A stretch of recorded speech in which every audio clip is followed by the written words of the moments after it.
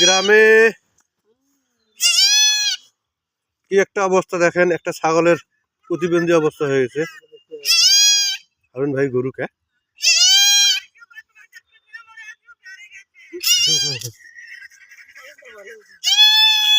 এই দেখুন,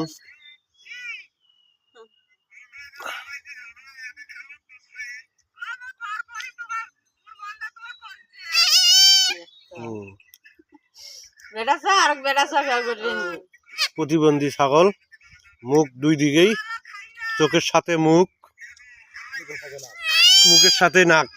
ছাগল কিন্তু ভালো আছে, দুধ খাচ্ছে, সুস্থ সবল আছে। এই দেখুন টিয়ে পাখি, একদম টিয়ে পাখির মতো মুখ।